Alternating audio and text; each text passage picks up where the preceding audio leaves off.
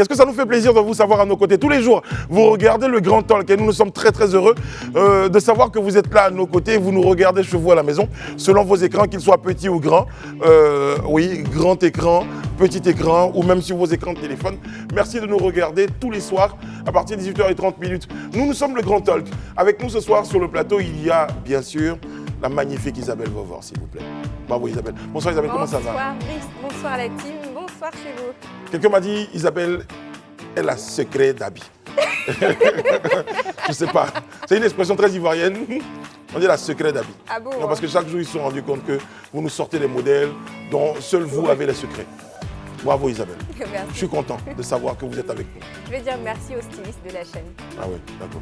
C'est difficile, votre règle ne peut pas parler. Là par exemple, je veux faire... Non, Daouda va vous expliquer le principe. Non, mais oui, je connais. Non, il va vous expliquer. Daouda, rappelez le principe. Genre, là, par exemple, elle a fait la salutation, mais j'ai pas vu ça. Non, non, elle ne peut pas faire ça, Rihanna. Rappelez-lui le principe, Le Daouda. principe est simple. Voilà. Tant qu'on n'a pas encore dit ton nom et Voilà. que tu ne sors pas à l'écran, tu ne dois pas parler. Bravo C'était- Daouda. Non, c'était ça. Non, non, Ouais, non. c'était ça. Après, j'ai fait ça. Je me perds, je me mélange. Oh, ouais, Oui, c'est tu te vraiment mélanges il faut à chaque arrêter. fois. Bonsoir Rihanna, comment allez-vous?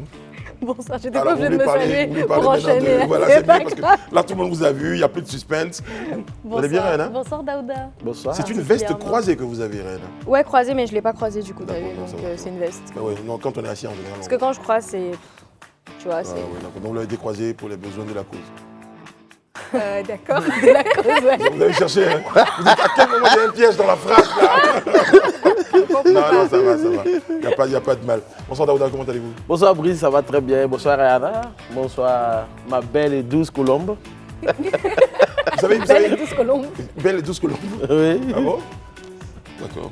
Parce qu'en fait, vous faisiez un peu de jalousie quand même en vrai. Oui, je sais, parce que tu as trop jeté ton dévolu sur Vovo, ça m'énerve. Cette phrase, elle a tellement dit en plus. Ouais, c'est ça. J'étais dévolue et tout. Voilà. Là. Et en général, j'étais mon dévolu quand tu n'étais pas là. Monsieur Alain Toussaint avec nous sur le plateau des Grands Talks. Bonsoir, Monsieur Alain Toussaint, comment Arnaud. allez-vous? Ah, ben dis donc. Je vais bien vous-même. Ben, vous nous sortez un arsenal Non, il se sape. Oui, c'est le cas de le dire. Ouais, J'ai tombé la veste et je veux vivre différemment à la télévision. c'est vrai, c'est ce qu'on pas constate. dit. Et ça lui va mieux, franchement. Ouais. Ça lui va mieux. Hein. Oui, ça lui va mieux. Je ne sais pas, vous êtes du genre à faire ce qu'on m'a fait. J'avais un véhicule, donc j'avais une berline. Et après, j'ai changé de véhicule, je suis allé au 4x4 et tout le monde me dit ah, c'est ça la main qui est ta voiture là. Et quand j'étais de l'autre côté, personne ne m'a dit que ça c'était pas ma voiture. Quand il s'habillait de ça. Je Mais t'imagine c'est pas en ça. berline. C'est ça, c'est ça. Ouais, non, je t'imagine en voiture beaucoup plus imposante, plus robuste. Très bien, Et pourquoi? robuste. Hein. Et pourquoi? La question qui m'a Elle est bonne, celle-là. Et pourquoi? Vous me répondrez avant la fin de cette émission. Sinon, j'ai quelques vidéos pour vous. Tous ensemble, hein, on dit à Mais nos vous aussi, téléspectateurs. vous êtes bien vêtu. Hein. Merci, j'ai une veste. Non, c'est bien. Merci Alain. Sur Merci, Alain. chemise, Voilà, belle ça s'appelle une chemise sur-chemise, blanche. il faut le dire. Merci. Voilà. Alain, Il y vraiment. a de merci. l'harmonie, tout et tout. Arrêtez, je commence à être amoureux. Quand on me fait trop de compliments, c'est jamais. Bon les amis, on va évoquer des questions d'actualité. C'est le principe du Grand Talk, dans une ambiance fun, dans une ambiance que vous connaissez, que vous appréciez. Puis chez vous, vous réagissez à travers nos pages des réseaux sociaux. Vous êtes d'ailleurs très très nombreux. Merci d'être toujours plus nombreux. On a vu des copains qui nous ont rendu hommage. Oui, parce qu'apparemment ils ont fait le salut. Je vais voir si je peux vous passer le salut. Tu vois ce qu'on a fait la dernière fois? Il y a des copains qui nous ont rendu hommage, ils l'ont fait d'ailleurs. Donc, je vous dirai, les copains d'en face. On va leur faire un petit coucou. Oui, j'ai eu l'information. Bon, alors là, il y a un siège, parce que celui-là va être occupé par quelqu'un qui nous a manqué, tant de temps. Il fait son grand retour pour l'année 2023. Dans ma grande sagesse, j'ai pensé quand même à lui offrir une place de choix dans ma notabilité. Mesdames et messieurs, je vous en prie, chers autres notables, faites de la place pour THE notable préféré, Kevin Aubin, s'il vous plaît.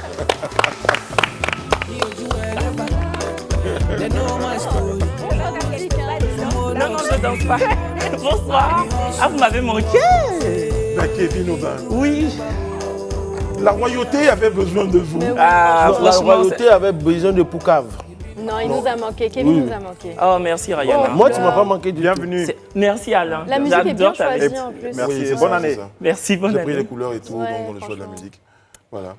Kevin Aubin. Oui, Brice. Bonne année. Merci. Alors, vos vœux, parce que vous êtes le dernier quand même à présenter vos vœux dans l'équipe. Bon, après, Mélissa va venir, je serai la dernière. Et puis on fait tout ça. Bah écoutez, je vous souhaite une très belle année 2023, beaucoup de succès, encore plus, et puis une santé de fer, parce qu'on dit toujours que sans la santé, on ne peut rien accomplir. La santé d'abord. C'est ça, c'est ça. Cette année-là, le mot santé revient à chaque fois. Bah oui, Covid Oui. nous a appris des choses. Ouais. quand Oui, même. franchement, Bah, là-dessus, ouais. ouais. Il y a Thierry Cousier du son qui me disait il y a quelques jours, parce qu'il était malade, il m'a dit le 24, du 31 au 2, j'étais malade, je voyais tout le monde fêter. Ça, je me suis rendu compte que le plus grand cadeau qu'on aurait pu me faire ce jour-là, c'était d'avoir la santé. Ouais. Et je crois que c'est important. C'est la seule chose qui ne dépend pas forcément de vous. Vous avez de l'argent et voilà, très très bien. Bienvenue. Merci. Vous avez le choix hein, du poste ministériel dans la notabilité. Parce que vous avez démontré votre amour pour le roi. Et le roi saura vous le rendre. Mais lui-même, C'est- c'est un notable vraiment qui porte avec légitimité son poste, parce qu'il a eu un trophée aussi. Mais c'est sûr. Mais c'est ça, c'est le talk. c'est ça, c'est ça. Voilà. C'est la meilleure team. Et c'est pas une team qui passe sur TJ. Faut quand même le noter. Allez, Kevin, je balance ou pas? Quoi? Je Allez-y, balance rien. Isabelle. En 2023, je viens d'arriver. Non, non, Arrêtez de- Isabelle, vous avez un scoop? Non, c'est juste qu'il a un petit côté Peul. Je ne sais pas si les Ah, téléspectateurs ouais. l'ont remarqué, mais il a des traits très- qui sont quand même assez assez fins, Assez fin, tout ça. oui. Donc, je voulais qu'il nous explique en fait d'où Non, ça j'ai un côté Peul du côté de mon père. C'est tout. Merci pour cette. vient. Tu pouvais Donc en développer un peu fait, plus c'est de- deux marmites du pêcheur. Non, parce que non, tout mais à l'heure au attends, dressing. mais toi, quand on a fait Quand- ça, là, parce que c'est voilà, il faut savoir que la FTV nous habille, voilà. Donc j'étais au dressing pour me changer. Elle m'a dit tu te défrises les cheveux. J'ai dit non, j'ai un petit côté Peul. Elle m'a dit non, tu mens. C'est vrai. J'ai dit mais regarde mes cils, Elle m'a dit d'accord, c'est tout. Très bien. Ouais. Voilà. Et mon ami, C'était très intéressant. mon ami Grace, qui est là, elle fait intéressant, partie des personnes qui habillent les animateurs hein, à travers le dressing. Ouais, Bravo c'est ça. Grace, merci d'être là. Alors justement, votre arrière-grand-oncle ou grand-père, qui est certainement Peul, porte-t-il le nom de Diallo? Non. Ah, d'accord. Parce que les dialogues ont plus le pouvoir. C'était pas ce que j'allais dire. Donc, d'abord, parce que j'allais dire. Philippe Diallo, on va en parler, nouveau président intérimaire de la Fédération française de football.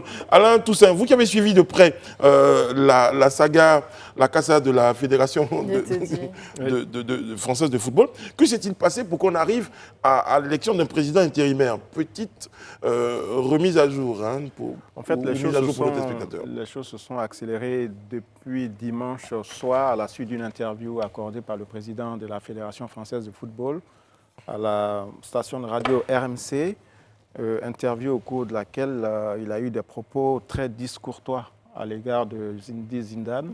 Et ces propos ont choqué toute la France, à la fois la France sportive, la France du football et la classe politique.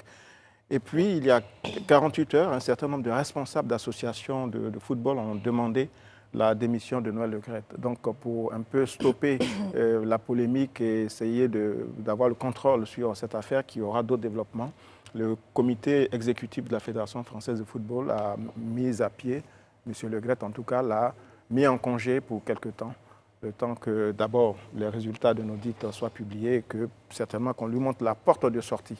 Donc c'est une crise quand même importante dans le football. Vous avez parlé de français. propos discourtois parce que vous avez voulu garder un certain nombre de réserves. Qu'a-t-il dit hein, en substance à propos de Zinedine Zidane? Ben, écoutez, on sait qu'après Deschamps, certains spécialistes avaient songé à Zidane pour prendre la tête de la sélection française. Et M. Le Graët lui-même avait déjà échangé dans le passé avec un certain nombre de responsables de la fédération. Et le nom de Zidane était donc sur la tablette. Il se trouve que M. Deschamps a été reconduit, enfin Didier Deschamps a été reconduit et que l'option Zidane relève finalement du passé. Donc le journaliste l'interroge sur le choix de Deschamps et donc il confirme la reconduction de Didier Deschamps à la tête de l'équipe de France. Et ensuite, il le relance sur l'avenir de Zidane. Et là, alors, tout part en vrille où le président Le Graët dit qu'il n'a quasiment rien à faire de Zidane, qu'il peut même aller au Brésil et que de toutes les façons, il n'aurait même pas de chance en sélection. Il le voit peut-être en club, etc. En tout cas, des propos qui sont inacceptables de la part d'un haut responsable. Kevin Aubin, je sais que vous n'êtes pas très foot, hein, mais vous avez suivi parce que c'était... Oui, c'était... oui. Voilà, vous En étiez France, sur c'était- place. Voilà, c'est le cas de le dire. C'était notre reporter sur la question. Envoyé spécial. Oui, j'étais chez moi, mais j'ai suivi. Oui, comme Alain l'a dit, le couperet est tombé, il a été écarté. Mais moi, je suis Qu'est-ce totalement... que ça a déclenché comme certainement une vague d'indignation, hein? Oui, c'était les journalistes sportifs dans leur intégralité étaient tous d'accord, ils étaient tous justement contre les propos proférés par Noël Le Graët. Après, moi, je suis flagrant aussi. oui, mais moi je suis totalement contre la mise à l'écart du président de la Fédération française de foot. Monsieur Le Graët est accusé par des anciennes employées de la fédération. Certaines l'accusent d'harcèlement sexuel ou de comportement déplacé, mais aucune de ces femmes n'a porté plainte. Au contraire, c'est lui qui a saisi la justice pour diffamation. Et moi, je l'ai toujours dit sur ce plateau, je suis foncièrement contre la justice médiatique. Pour moi, la seule justice à même de trancher, c'est la justice judiciaire. Et pour revenir à l'affaire Zidane, je suis évidemment atterré par ses propos parce que, comme Kylian Mbappé l'a écrit sur Twitter, Zidane, c'est la France et c'est une légende. Par contre, je trouve que la liberté d'expression, c'est un droit fondamental.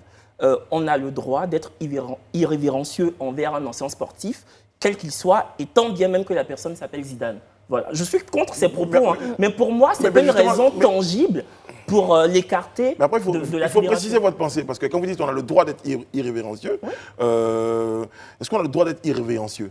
Quand on a ce statut, surtout.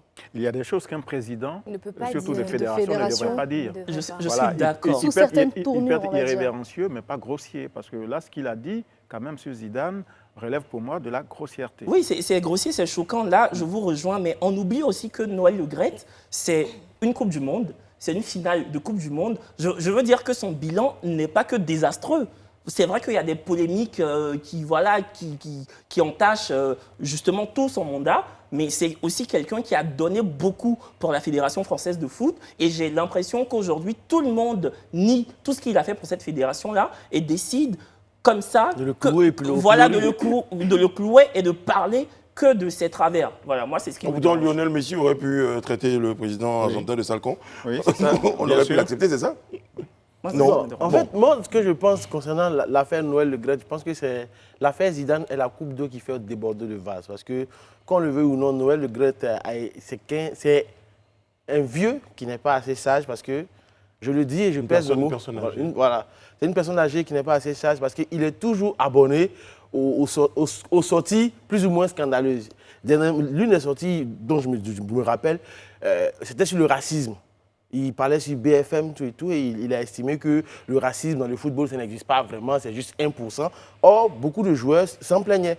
Donc, du coup, de polémique en polémique, je veux dire, aujourd'hui, si le couperet est tombé, c'est parce qu'en fait, il y a eu beaucoup de situations qui se sont présentées. Même il y a eu la situation d'homophobie. Les gens venaient avec des banderoles dans les stades où il y avait des propos homophobes dessus. Les gens lui ont dit non, si les gens venaient avec des banderoles homophobes, puisque nous sommes en train de lutter contre ce phénomène-là, il faut suspendre les matchs pour que ces banderoles-là dégagent. Il dit, lui, Noël, il ne peut pas arrêter un match pour ça. Mais malheureusement, les gens ont gardé tout ça en fait. Quand tu t'assois, quand les gens ont gardé tout ça en cœur, et l'affaire Zidane, bon, pour ma part, je te rejoins, franchement, il peut le dire, c'est pas un problème. Mais c'est la goutte d'eau qui a fait déborder le Oui, Bah, vase. tu veux dire en fait que c'était un condensé de plusieurs sorties. Voilà, de qu'on plusieurs fait sorties en fait. Mais Mais après, le timing même me surprend. Donc, dans l'affaire Zidane, il y a également l'affaire des dames qui se plaignent de harcèlement. Le timing Et m'a puis l'air... l'audit qui a été Ouais, l'audit commandé aussi. et les relations exécrables qu'il entretient avec la directrice générale de la fédération et la ministre des Sports qui demande sa tête quand même depuis plusieurs depuis mois. plusieurs mois, ça c'est Donc, vrai. je pense que Le point, Ça c'est fait que- beaucoup, ça fait beaucoup. Le point, c'est que quand on est président de fédération, on est censé avoir des valeurs telles que déjà être fédérateur, pour commencer, ça va de soi, et avoir, j'ai envie de dire, une certaine retenue diplomatique. Voilà. Et cette retenue-là, malheureusement, il ne l'a pas. Je suis d'accord sur le point donc, du résultat qu'il a fait et qui devrait justement compter dans la balance. Malheureusement, ce qui arrive, c'est que quand on est à un certain niveau de responsabilité, quel que soit le résultat qu'on fait, on incarne l'image de l'institution à la tête de laquelle on est placé. Et aujourd'hui, quand moi j'ai vu les commentaires, par exemple, c'est tout le monde qui est contre ce qu'il fait Bon, et une grande contre majorité, sa personne. une grande majorité. Une grande majorité. Quand je dis oui, j'exagère en disant tout le monde, mais c'est vraiment la sensation générale que j'ai pu avoir. Et une fédération aujourd'hui ne peut pas fonctionner avec à sa tête une personne qui est constamment controversée. C'est ça. Et là où je salue la décision, c'est que ce n'est pas une décision qui l'écarte complètement du jeu, c'est une décision qui, on va dire, lui donne une sorte de repos, le temps de calmer la polémique viendra et pas. d'avoir... Oui, mais en fait, encore, il faudrait que ce soit officiel comme annonce pour qu'on puisse se prononcer dessus. Mais ce que je veux dire, ce qui a été fait officiellement est pour moi le juste processus. C'est-à-dire que quand on a eu plusieurs fois cette personne qui incarne notre institution, qui est controversée, et du coup, cette image-là, par ricochet, s'inscrit sur l'image de la fédération, ben, on doit prendre une décision. Et cette décision, pour moi, c'est le juste milieu, parce que ça demande tout simplement qu'il soit légèrement mis en retrait, qu'il ait un intérimaire qui apparemment aurait une belle image et pourrait assurer donc son intérim, et que derrière ça, il y ait une étude, une enquête qui soit ouverte, donc un audit, qui permette justement de situer certaines responsabilités et d'avoir certaines preuves avant de se prononcer. Donc moi, je pense que le processus en lui-même est à saluer. Après, bien sûr, c'est vrai qu'il y a énormément de choses à regarder et je pense que ce comité est assez responsable pour prendre la bonne décision. Et je pense Dernier aussi point sur la que question, voilà. M. Le Gret a été perdu par sa longévité au sein de la fédération. Ça fait quand même près de 50 ans qu'il est, en tout cas, dans les instances. Il faut reconnaître qu'il y a du beaucoup foot. de choses quand même qui Donc, plaident dans sa faveur. voilà, quand même. ça va quoi. Il y a trop de sorties. Bon. Voilà. Alors, on a beaucoup parlé de regret, enfin de regret, Mais j'ai Brice, fait un jeu de mots. juste oui, c'est bien joué. Juste un dernier point. On voit quand même la différence de gestion d'une crise de cette nature-là, la différence entre ce qui se fait en Côte d'Ivoire, J'étais sûr. où En des, fait, j'avais- où ça des m'a- légendes sont tout à fait, ça- trimballées dans la boue, etc. C'est ça m'avait fait avec penser à toutes les une disputes qu'il y a eu situation, autour de la FIF. Mais là, on a vu en France, en 48 à 72 heures, ils ont pris leurs responsabilités, à la fois les instances sportives et le politique. Voilà. Oui, mais je pense que ça a C'est été quand fait même aussi important. parce que c'est comme Il y a je une- disais, comme je la le disais, il y a la qui fait goutte d'eau qui a- déborder le voilà. fût. Enfin, Sinon, il y a mais- eu aussi des polémiques, tout mais on s'y l'a prend. jamais mis en retrait. En Côte d'Ivoire, en tout ce qui retrait. a été dit autour de Didier Drogba, ou même d'autres acteurs. Ah ben oui, parce que je de veux dire, il n'y foot avait et pas autres. que des choses qui avaient Voilà. été dites autour de Didier Drogba. Voilà. Donc, c'est différent quand même. Oui, mais je veux dire quand même, bon, parce que, excusez-moi, mais Parce que les c'est pas tout le monde qui les avait icônes porté- nationales, on ne les trouve quand même pas dans le premier rayon du supermarché. Quand des personnes ont été au service, notamment du sport ou même d'une cause, De la etc., nation, en général. la nation, il y a un minimum de distance qu'on doit observer quand on parle de ces personnes, et puis surtout le respect qu'on doit leur donner. Et ça, c'est pas négociable, vous voyez. Non, Donc, mais parfois, Alain, il vous faut faites un qu'on rapport, protège. vous faites un rapport des deux situations. Là, je cherche un tout petit peu. Oui, parce qu'en le Côte lien. d'Ivoire, on traîne Oui. tout le monde dans la boue, et ça, c'est pas normal. Sans sanction, c'est ce que tu Voilà, veux dire sans action. Non, mais on était dans un processus et on ne va pas revenir là-dessus. Bon, vous avez votre analyse donc, du lien des situations. Personnellement, je trouve que ça mérite d'être assez nuancé. Bon, sur ce, on va évoluer et puis parler de qui remplace Le Gret à la tête de la Fédération française de football. C'est un dialogue. Arrête. S'il y a un lien, parce qu'on va regarder quelques réactions de nos amis internautes à propos des liens entre les dialogues. C'est pas mal. Ça fait penser à Asia. Idriss Diallo et pardon. Bon, les Philippe téléspectateurs ne Diallo. le voient pas. Voilà, maintenant on va le voir. Idriss Diallo, Philippe Diallo, le président intérimaire de la Fédération française de foot. Les Diallos sont au pouvoir. Aucun rapport. Mais c'est joli. C'est pas mal. Non, c'est joliment dit. Ouais. C'est joliment dit. Ils ont trouvé la parade. Voilà. Après, vas moi, à je suis un peu Paris. contre les clichés, mais bon. Tu vas à Paris, On va le Diallo. prendre au Tu l'as second. vu à Abidjan, Diallo. Ils sont forts, nos amis, les Diallo. Et surtout les Diallo dans le foot. Bon, il doit y avoir des Diallo certainement dans d'autres pays.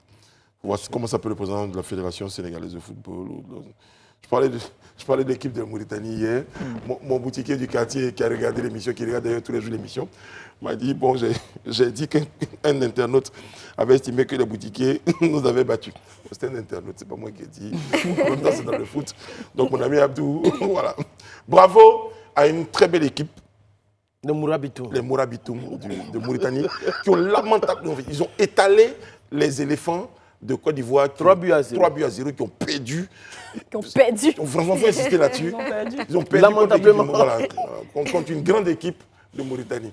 Si ça se trouve, pour la CAN, là, quand j'ai les supporters, je vais supporter l'équipe de Mauritanie. Parce que je suis très énervé, je suis en colère. Mais du coup, on est payé quand on fait ça Non, c'est censé être volontaire. Mais Ok. à la base, c'est censé. Bon, enfin, bref. Donc, bravo à l'équipe de Mauritanie. Là, je rattrape un peu.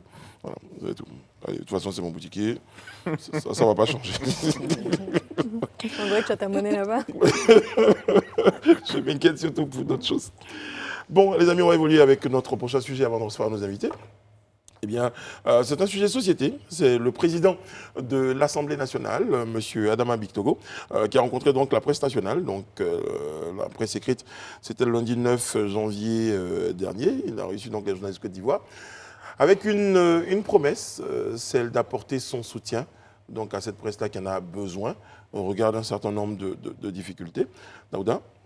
Oui, effectivement, le président de l'Assemblée nationale a réussi à déjeuner tous les journalistes. Bon, certains journalistes, les patrons de presse, plus ou moins, dans la majorité des cas, ils ont déjeuné, ils ont parlé, ils ont fait les échanges de vœux.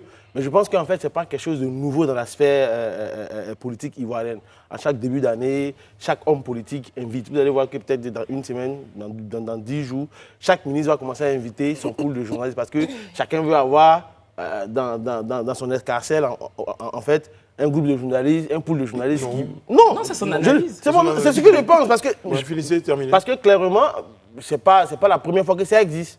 Voilà. Ça s'est fait parce Oui, qu'aujourd'hui... mais quand il y a des dîners à la Maison-Blanche, Oui. on invite les journalistes, c'est pas forcément parce qu'on a envie de les avoir Mais ça, dans notre ça, c'est escarcelle. un dîner à la C'est Maison-Blanche, c'est le différent. président de la République, Voilà. c'est pas le président de l'Assemblée nationale. Il a Mais dit... c'est un président d'institution. Oui, mais moi, en C'est tout pas cas... le président du RHDP qui recevait. Donc, à la limite, Oui, je veux que tu sois n'empêche, très ce clair. que j'ai dit, c'est que c'est pas nouveau. Oui. C'est pas nouveau. C'est juste que c'est pas nouveau. Moi, je suis Voilà, d'accord tous avec les ça. ministres le font. Oui. Ils le font jusqu'en fin janvier. Donc, je veux dire, Mais c'est quand on quelque présente chose de des normal. vœux, quand on met- Ils présentent des vœux, échange de vœux, c'est fini. Maintenant, après, quand ils parlent du problème de la presse, j'espère qu'en tant que président de l'Assemblée nationale, franchement, ils vont prendre des vrais projets de loi qui vont aider la presse nationale. Et donc, Voilà. ça ne sera pas parce qu'on a envie de les avoir dans l'escarcelle. Je pense que le fond du message du président Bictogo a surtout été de rappeler la presse à ses responsabilités, que la presse doit être un vecteur de rassemblement et un acteur de la cohésion sociale. C'est très important. On sait que depuis 1990, on a vu la presse qui d'abord a été, comme on dit, sonneur d'alerte et puis ensuite a elle-même contribué, comme on dit, à l'aggravation de la situation politique avec des journalistes qui étaient plus des militants que de vrais promoteurs de la paix. Et donc, c'est un message très fort afin que dans cette année électorale, les journalistes se comportent vraiment comme des artisans de la cohésion Mais sociale. au-delà, hein, le président de l'Assemblée nationale, Adama Bictogo, a décidé donc de porter le message de la presse auprès de l'exécutif. Et je crois que ça, c'est très important à noter. Pour dire, il y a des difficultés, donc il a besoin ici, dans ses missions, de pouvoir porter donc ce message. Non, en fait, de j'aimerais difficulté. même ajouter à ce que tu viens de dire. Aujourd'hui, j'ai vu un post de Vamara Koulibaly, qui est le président de la CIJP, commission ivoirienne pour la carte professionnelle des journalistes, ils sont allés rencontrer le président Bictogo à l'Assemblée nationale aujourd'hui. Ils ont échangé sur les problématiques que vive la presse. En tout cas, au fond de moi, j'espère vraiment que à l'hémicycle, de vrais projets de loi vont sortir pour aider les journalistes. Parce que la presse, vraiment, en Côte d'Ivoire, est en souffrance. Mais il le disait, hein, le président Bictogo, les difficultés de la presse peuvent être perçues comme un recul de la démocratie parce que la voix de la presse est partie prenante de la vitalité de notre démocratie. C'est dit. Oui. Mais le gouvernement fait déjà assez pour la presse puisqu'on a une agence pour le développement et le soutien aux médias qui est présidée par M. Sendou. Voilà, Meïté Sendou. Jusqu'à présent, quelles sont les actions qui ont été Je vais vous faites, donner les actions. Il y a 3-4 semaines, cette agence a fait une remise d'ordinateurs à des sites en ligne. Et avant elle, il y avait l'agence, c'est une nouvelle agence, mais qui s'appelait auparavant le Fonds de soutien à la presse, qui est aussi à apporter des contributions. Aujourd'hui, les journalistes souhaiteraient que la contribution de l'État aux médias aille quand même au-delà de quelques milliards. Mais ce sont des fonds qu'il faut mobiliser avant de les redistribuer. Mais déjà, il y a un début quand même d'accompagnement. Il y a un début d'accompagnement. Voilà, et puis c'est ça, Isabelle souhaite qui est qu'il y ait beaucoup important. plus de choses qui soient faites. Oui, et surtout au niveau réglementaire, voilà, parce qu'on Oui. connaît en fait les problèmes de la presse. Bon, là, à l'issue donc de la présentation de vœux du président de l'Assemblée nationale à l'ensemble de la corporation des médias, il les a reçus en aparté pour véritablement discuter des problèmes de fond liés donc à leur corporation. Donc je pense, en tout cas j'espère, que d'ici les prochains jours, des solutions concrètes seront apportées à la problématique de la presse. Mais l'une des et pistes quand même pour sauver la presse en Côte d'Ivoire, c'est la production de contenu. Parce qu'on a beau vous donner des milliards, si vos journaux n'ont pas la substance qu'il faut, ce sera peine perdue. Donc, oui, c'est bien de solliciter il y a la l'État. production, production de contenu, mais au-delà de ça, il y a aussi tout ce qui est bien Il matériel. y a des difficultés qui sont Il faut factuelles. savoir Non, les difficultés dématérialiser, sont vraiment factuelles. dématérialiser Bon, je aussi termine.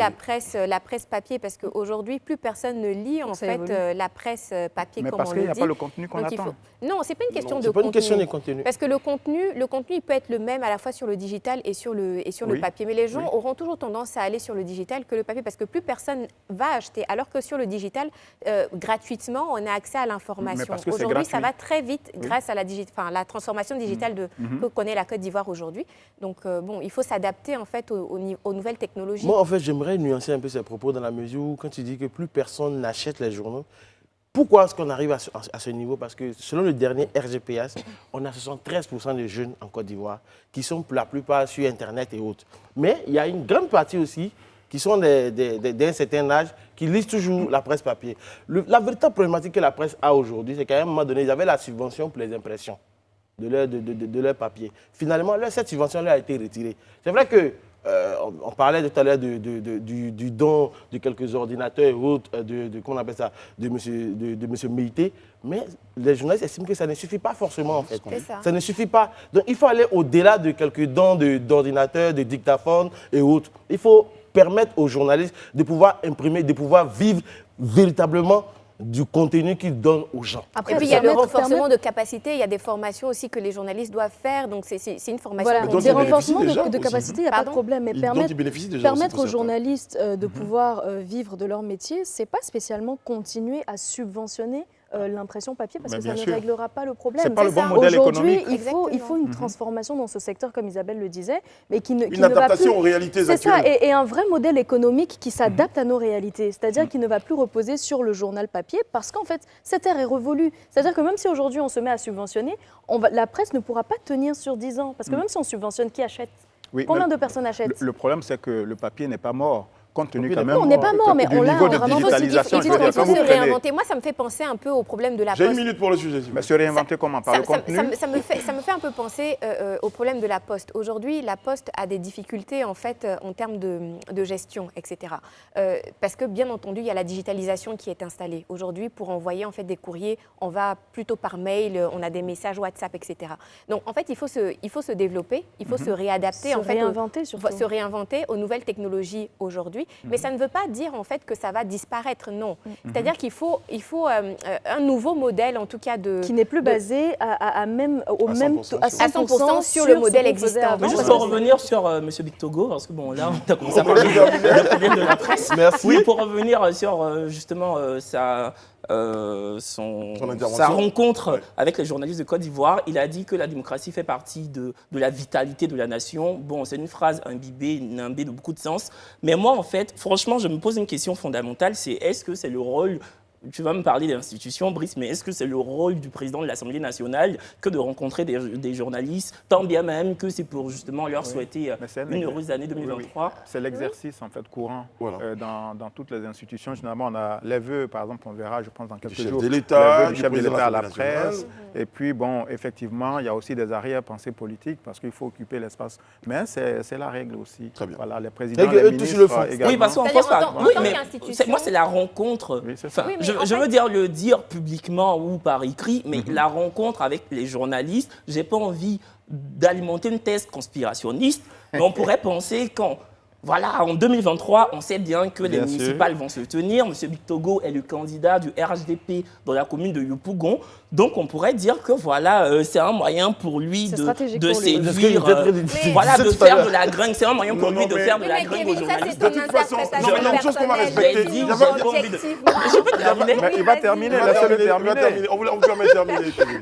J'ai dit... Danda, ne rigolez pas aussi fort. C'est pas ma pensée, j'ai dit qu'on pourrait penser qu'il veuille faire de la gringue, séduire les journalistes et les mettre dans sa poche. J'ai dit qu'on pourrait... Mais c'est pas Le pas conseil- Mais écarté. après, hein. en même Bah temps, voilà, après, non, mais c'est pas écarté. après vous parlez de personnes responsables, intellectuelles, intelligentes. On a eu l'impression qu'on a juste besoin de les réunir à un dîner, à un déjeuner pour pouvoir les appâter. Non, c'est des gens qui ont des opinions, qui ont des convictions. Et je ne suis pas sûr qu'une présentation de vœux soit le moyen suprême pour les faire Oui, entrer. ça, non, non, la présentation la de présentation officiellement, de c'est pas ce vœux, qui s'est passé non, après. mais Kevin, pour les en tant Bon, que je termine là-dessus.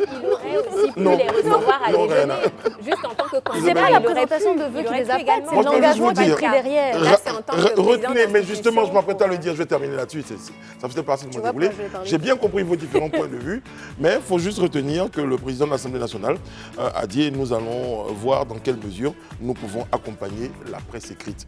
Et il a promis d'être le porteur de messages donc, des journalistes auprès de l'exécutif de sa position de président de l'Assemblée nationale. Voilà.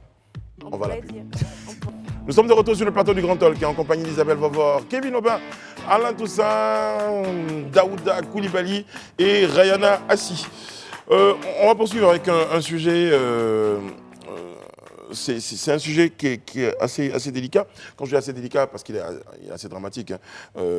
On l'a su, c'est la famille d'Ongoran qui a vécu Un drame le 1er janvier. Un drame le 1er janvier. Le bilan est très lourd. C'est une situation que personne ne souhaiterait vivre ou voir vivre à quelqu'un de son entourage. Phénomène dramatique, donc, M. Ngouran, je le disais, et c'est 5 de ses 6 enfants qui n'ont pu profiter donc, des moments festifs donc, de la fin d'année. Malheureusement, le père dont je parlais tout à l'heure a perdu la vie quelques jours après. C'est une situation donc, avec du gaz butane, donc une explosion de gaz butane à la maison, et malheureusement, ça fait de nombreuses victimes. Ouais, beaucoup. Et le monsieur lui-même, comme tu le disais, est décédé parce que c'était le 1er janvier, le gaz étant terminé, le monsieur décide d'aller recharger le gaz. Il recharge le gaz, il revient. Le temps histoire de brancher le gaz pour pouvoir préparer, pour que tout le monde puisse manger à satiété pour ce jour-là. La bouteille de gaz B12 a explosé. Et ses enfants étaient autour de lui, en fait. Donc, quand la bouteille de gaz a explosé, ils ont tous brûlé carrément. Ils ont été admis au CHU. Mais le lendemain, le monsieur il est décédé, mais les 5 autres enfants sont dans un état vraiment, vraiment critique. Et selon même nos confrères de la presse aujourd'hui, la famille est en train de demander de l'aide. On parle pour le chiffre que j'avais vu, on parlait de 10 millions pour soigner ces personnes-là. Et j'avoue que c'est un drame vraiment national. Alors, Daouda, vous me permettrez, hein, c'est une situation que vous connaissez. Vous êtes particulièrement intéressé à cette situation, la situation des grands brûlés. Quand vous dites 10 millions pour traiter ces personnes-là, les personnes qui ont été victimes de cette situation, on peut estimer que c'est très très cher. Non, en fait, moi, quand j'ai vu 10 millions, même, c'est de l'euphémisme même quand on parle de 10 millions. Parce que je prends mon cas personnellement, moi j'ai été brûlé dans les années 86, j'avais 6 ans. Je suis tombé dans une casserole bouillante d'huile.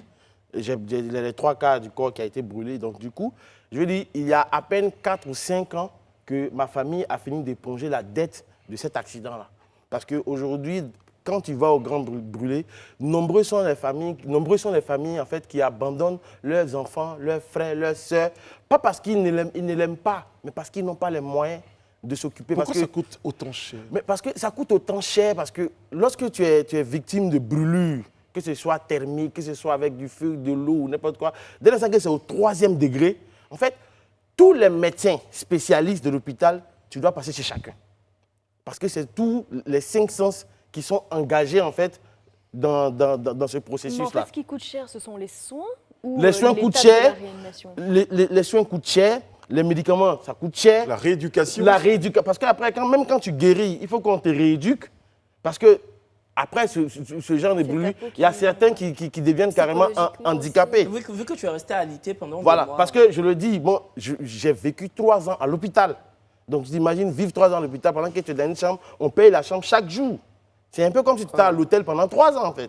Et pendant ce temps, les bandages, il faut les payer à chaque fois parce que les soins se font 2 fois la semaine. La bétadine, l'alcool brûlé, même les produits qu'on va mettre sur la plaie, c'est des choses qui coûtent extrêmement cher. Tu as besoin de biologistes pour faire l'étude de la peau, pour savoir qu'est-ce qu'il y a dedans, quel médicament va avec ton corps réellement. Donc, il y a beaucoup d'analyses, il y a une batterie d'analyses qui rentre en ligne de compte et c'est vraiment dur. Alors, on va revenir à la situation donc, vécue par, malheureusement, ce drame vécu par cette famille-là. La première problématique, c'est la problématique de l'utilisation du gaz butane. Là, c'est un accident, on va considérer que c'est un accident domestique, mais moi, je suis même encore un peu surpris que ces accidents arrivent encore. Il n'y a pas de dispositions qui sont prises pour qu'on évite justement... Mais justement, moi, je pense vraiment qu'on devrait se diriger vers une expansion du système des plaques électriques. Ouais. Je pense vraiment que ça éviterait dans les années à venir des catastrophes funestes. En fait, moi, je me souviens que j'étais en classe de CM1, c'était l'époque où des Français, on va le dire clairement, assassinaient des jeunes civils à Sofitel, je crois. Voilà, quand justement il y a eu, il y avait des soubresauts, bref. Et on était en classe et il y a un camion de gaz qui a explosé dans mon quartier. Et nous, nos enseignants pensaient en fait que peut-être que c'était des militaires français ou même des... Et on s'est rendu compte 2 heures de temps après, nos parents sont venus nous chercher en plein cours et on s'est rendu compte que c'était ni des militaires français, ni des assaillants ivoiriens, c'était juste un camion de gaz qui avait explosé. Bilan, toutes les maisons environnantes ont vu leurs murs tomber, des gens sont décédés qui étaient tranquillement chez eux, ils ont trouvé la mort, le chauffeur évidemment, a perdu sa vie et la psychose est restée dans le quartier pendant une dizaine d'années. À chaque fois qu'on voyait un camion de gaz, on avait peur, les mères fuyaient avec leurs enfants. C'était atroce. Donc, je pense vraiment que, justement, dans les foyers, une expansion des plaques électriques pourrait résoudre cette situation. Ça pourrait être une solution. Ou encore, beaucoup plus de prudence dans le maniement, dans l'utilisation. Et je pense que déjà, les sociétés qui produisent donc ces bouteilles-là recommandent, et il y a de nombreuses campagnes de sensibilisation, recommandent la plus grande prudence dans le maniement, dans l'utilisation de ces bouteilles-là. Moi, en fait, j'ai une bouteille B12 à la maison. J'ai allé avant. Okay. Pardon, Daouda, j'ai allé avant. Oui, mais je pense que le problème de fond m'amène quand même à parler de l'urbanisation, en fait. Voilà, parce que si dans chaque foyer de Côte d'Ivoire, on a environ 2,5 millions de foyers, je crois, vous imaginez qu'il y a quasiment 90% des bouteilles de gaz dans ces foyers. On a quasiment affaire là à une bonbonnière à ciel ouvert. L'idéal aurait été que lors de la construction de logements, on puisse faire venir le gaz directement dans les maisons, comme cela se fait à Paris, que Kevin connaît très bien, et que le gaz soit ainsi domestiqué, ce qui permettrait en tout cas de limiter les risques pour éventuels. Alors là, on a dans chaque famille 2-3 bouteilles de gaz. Ouais. Et puis, on ne sait jamais, vous savez. Donc, je pense qu'il y a une réflexion à mener. C'est vraiment dramatique de voir cette famille en danger, mais ce sont des accidents qui arrivent quasiment chaque jour en Côte d'Ivoire. Peut-être qu'ils n'ont pas le même écho, parce qu'il y en a aussi qui se produisent en province. On a dit, bon, on fait le choix du gaz butane pour des raisons liées à l'écologie, pour éviter d'aller casser le bois, etc. C'est plus écologique d'utiliser le gaz. Mais on ne peut pas se balader dans tout le pays avec des bouteilles de gaz dans chacune de nos maisons. C'est un vrai danger. Ça s'apparente à des explosifs. Mais évidemment, en fait, potentiels qui sont là dans les maisons. En plus, on vit avec. Hein. On vit avec. Chez nous, on a une bouteille de gaz, on a une bouteille en réserve au cas où la nuit. Et on vit avec ces choses-là. À côté du feu, il y a l'utilisation. Mais je reviens encore pour dire que bon, il y a des campagnes, mais est-ce que c'est assez? Donc, vous vous apprêtez à nous envoyer un autre point. Non, l'idée c'est qu'aujourd'hui, moi, quand j'ai vu cette famille-là, l'idée pour moi, c'est que c'est d'appeler l'opinion publique à aider. Si on peut aider la famille, même si on peut faire un téléthon pour aider la famille, ce serait pas mal, parce que ça coûte excessivement cher. D'accord. Donc, mon premier point, c'était donc le premier point concernant donc l'utilisation du gaz butane. Et c'est même, ça va plus loin.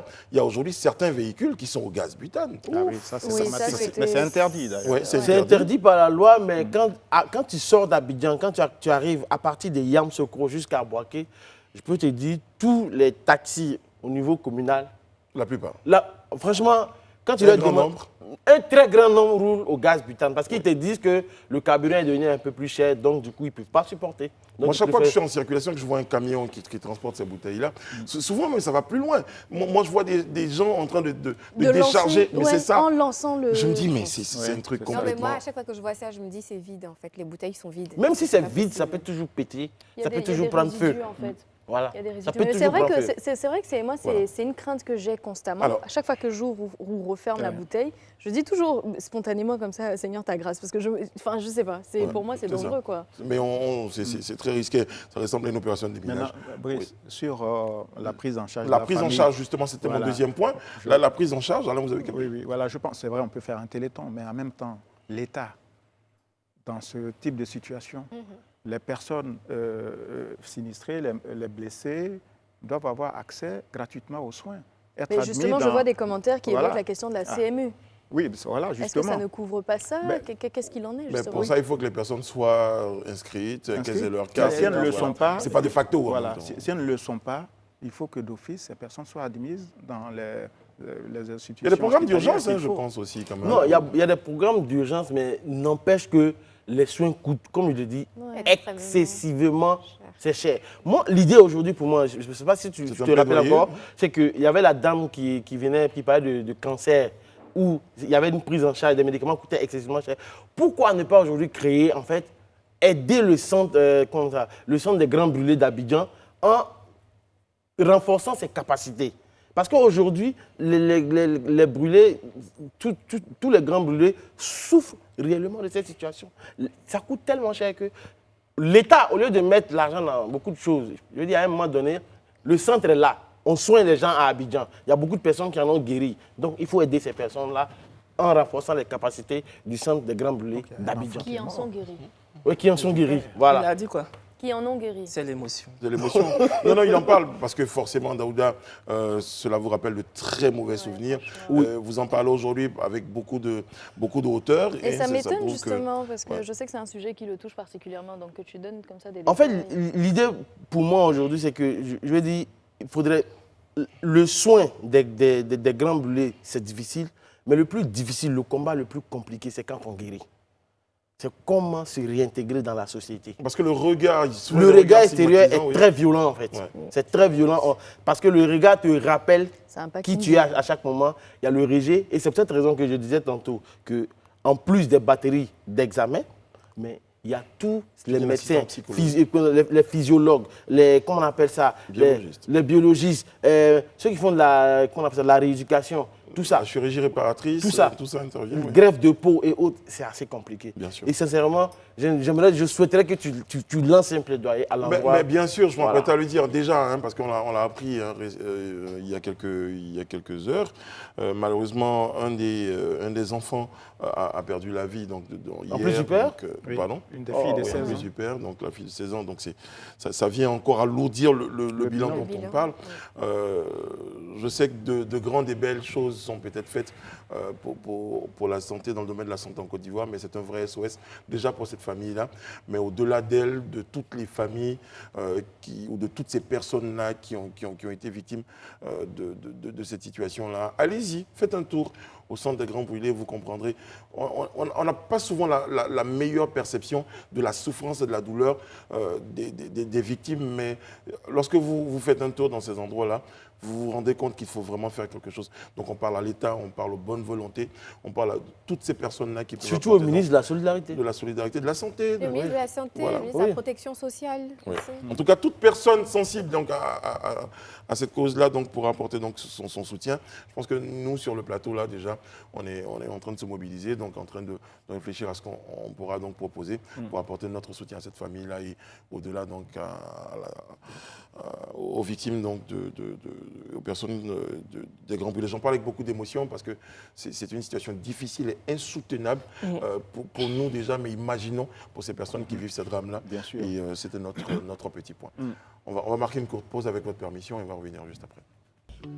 Vous nous regardez sur les canaux 206 du Bouquet Canal+, et numéro 6 de la TNT, vous regardez le Grand Talk sur Live TV, la télé sans filtre.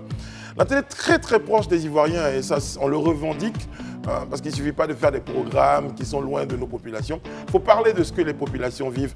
Et nous nous sommes assignés cette mission-là. Pas toujours très facile, on n'est pas toujours très compris, mais bon, au final, seuls les initiés comprennent. Et de plus en plus, vous êtes nombreux à nous regarder, à nous soutenir, à nous accompagner.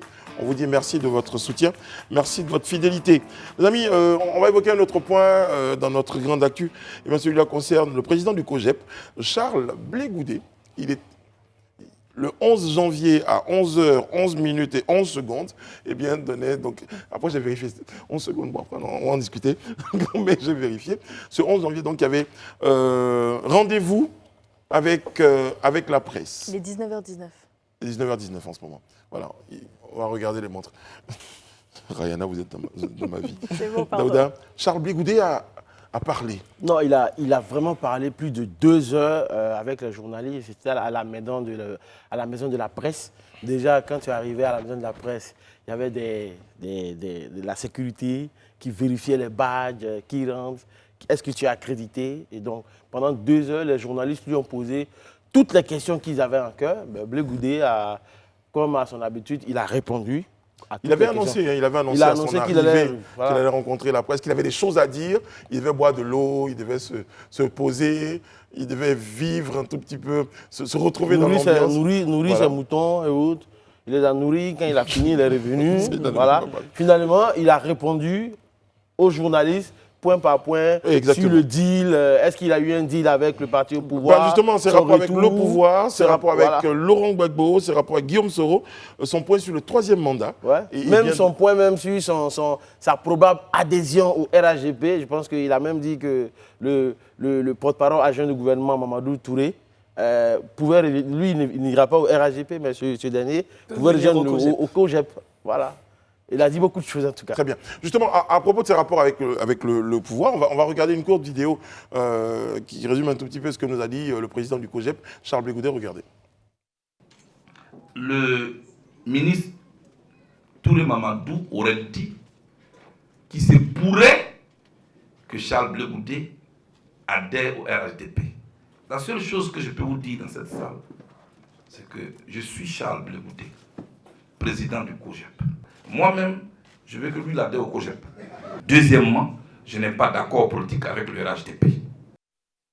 C'est bien dit, hein, c'est plutôt très clair. C'est très Charles clair. Blé Goudé, pour ceux qui supputeraient autour d'une éventuelle alliance ou bien fusion.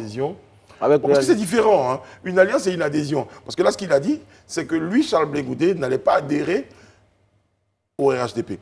Mais est-ce que ça ferme la porte à une alliance après tout est possible. En politique, ce qui est sûr déjà, c'est qu'il ne va pas adhérer. On ne va pas retrouver Charles Blé Goudé avec sa carte du RHDP. Voilà.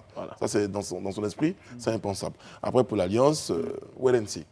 Oui, je pense qu'il a saisi cette occasion pour battre en brèche toutes les accusations de duplicité avec le pouvoir qui courent à son encontre depuis quand même quelques années. Depuis déjà l'exil au Ghana et ensuite depuis la CPI, il était constamment accusé par ses ex-amis d'être un allié du président Ouattara, donc de retour au pays. Il choisit cette tribune-là devant la presse nationale et internationale pour remettre un peu les pendules à l'heure et aussi les points sur les i. Maintenant, je veux dire, tout le monde sait que Charles Blé Goudé s'est inscrit dans un camp, notamment celui de Simone Gbagbo, l'ex-première dame, de Pascal Affi-N'Guessan et d'autres qu'on appelle la gauche historique. Donc, parler même d'une alliance avec le RHDP, je ne sais pas. Mais moi, j'estime que cet exercice qu'il a eu ce matin devrait peut-être être le dernier avant une longue diète médiatique. Il faut qu'il se repose. Il est arrivé d'un très très long voyage. Il a fait de nombreuses sorties médiatiques.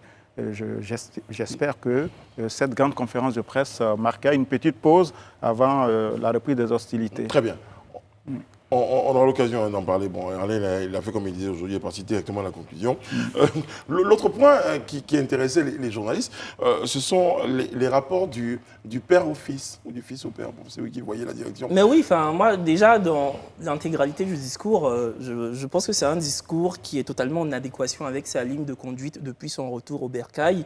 Quand il dit par exemple, avant de parler du président Gbagbo, quand il dit ce n'est pas Ahmed Bakayoko qui m'a mis en prison, mais c'est le ministre de l'Intérieur. Il fait une sorte de dichotomie entre la personne et le ministre, entre la personne et la fonction. Donc c'est pour ne pas entacher la mémoire d'Ahmed Bakayoko, c'est pour ne pas lui jeter l'opprobre. Et je trouve ça très bien. Maintenant, pour revenir au président Gbagbo, il aurait pu,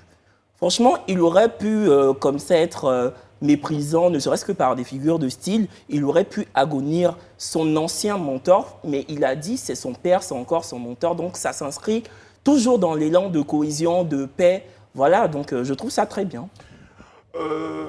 Qu'a dit Charles Blé Goudé à propos du président Laurent Gbagbo? On regarde. Je n'ai pas de conflit avec le président Gbagbo. Est-ce que je suis proche du président Affi-N'Guessan? Est-ce que je suis proche de Mme Simone Yves Gbagbo?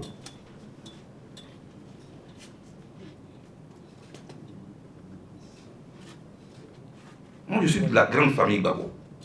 C'est un fait. On ne parle pas de son père en public. Je ne parlerai pas du président Laurent Gbagbo en public. Est-ce que cette réponse-là n'est pas un peu trop diplomatique? Est-ce qu'on n'est pas encore en train de... peut-être pour ceux qui posaient la question, ils s'attendaient à ce qu'il y ait une vraie prise de position pour dire qu'aujourd'hui, oui, je suis là et aujourd'hui, avec le président Gbagbo, est-ce que vous n'avez pas eu l'impression qu'elle est diplomatique, cette réponse? Mais ce que j'apprécie chez Blé Goudé, c'est qu'il a toujours su avoir cette hauteur dans ses propos. Cette hauteur par rapport aux situations, par rapport à ce qu'il dit, et on sent que c'est très mesuré, très réfléchi. Aujourd'hui, quand on écoute ses propos, on peut avoir l'impression que lui n'a rien contre le président Laurent Gbagbo, que leurs relations sont saines, mais derrière, en fait, finalement, il n'en dit pas le contraire. Enfin, il ne le dit pas et il n'en dit pas son contraire. Moi, En fait, Mais l'idée, moi, c'est je que... pense Mais il fait de la que c'est politique, pas il de fait- la... En tout cas, là, concernant Charles Blé Goudé, pour moi, c'est pas de la diplomatie, c'est de la sagesse. C'est tout. beaucoup de sagesse ça, dans la c'est la mesure sagesse. même. Il Parce est parti qu'on très parle loin. du président Gbagbo.